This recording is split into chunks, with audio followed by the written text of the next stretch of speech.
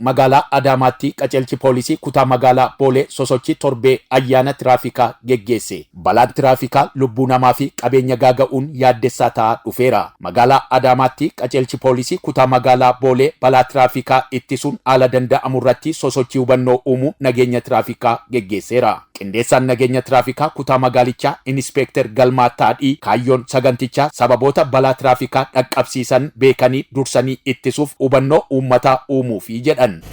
Wanni guddaan asii walii qabamnee fi balaa hir'isuudha. Uummati asitti walii qabameetiin jedhe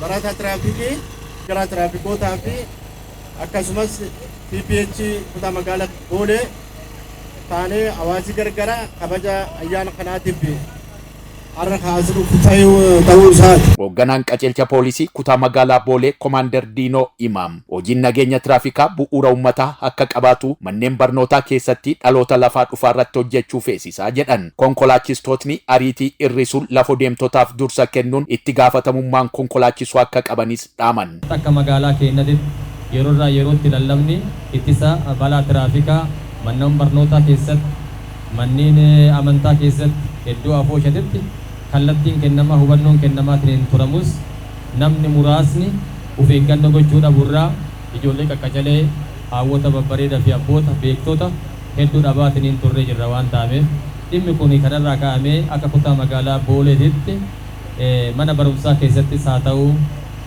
hojjettoota mootummaas warreen tajaajila dhimma konkolaachisaatiin fayyadamullee haa ta'u warra imaltoota miilatiif hubannoon gahaa kennamaatiin turee jira jechuudha. Eejensii geejibaa magaalaa Adaamaatti dursaan garee nageenya tiraafikaa obbo Tasfaayee Nugusee hawaasichi mallattoolee nageenya tiraafikaa kabajuun balaa tiraafikaa of eeguu akka qabu dhaaman. Balaan nageenya tiraafikaa yeroo ammaa hammaataa dhufe miila deemtota barattootaa fi yoo zeebraa qaxxaamurru bakka zeebraan jirutti qaxxaamuruun miilli deemtotaas immoo bakka miilaan ceesisuu danda'utti ce'uudhaan balaa nurra gahaa jiru kana balaa magaalaa Adaamaa kana ittisuu akka dandeenyu balaa nageenya tiraafikaa haa ittisnu karaan nagaa fageenyaan qabu. Qajeelcha olaanaa poolisii magaalaa Adaamaatti itti gaafatamaan nageenya tiraafikaa Inspekter Dassaaleeny Abarraa gonfoo mataa yookaan almeetiin lubbuu balaa tiraafikaan darbuu danda'u 72 kan hir'isu ta'uu hubachuun konkolaachistootni dogdoqqee almeetii fayyadamuu aadeffachuu akka qaban dhaaman. Balaan rakkoo hawaasummaa irratti, dinagdee irratti, xiinsammuu irratti dhiibbaa guddaa waan qabuuf kana beeknee hundi keenya qooda nurraa eegamu bahuun barbaachisummaa qaba jechuudha.